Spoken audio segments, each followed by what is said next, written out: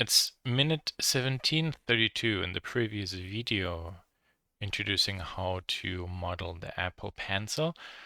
I came across some issues with snapping and selecting vertices, and I tried to investigate this a little bit more and replicate it, and unfortunately it all works as intended. So here I just removed the segment, so I have a lone point. And you see actually when I move this one close, it snaps even to it correctly. Very nice. Maybe here turn this off. So when I hold Control and snap to there, and I click, it selects really the correct points. If I have nothing selected, press C and brush over. It selects both points.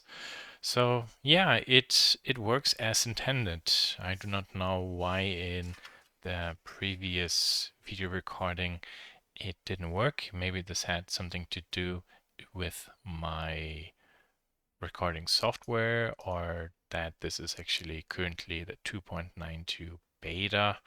So in case it works, it worked in your situation, then great. And in case not, then I showed you also various other methods how to solve one problem just a different way.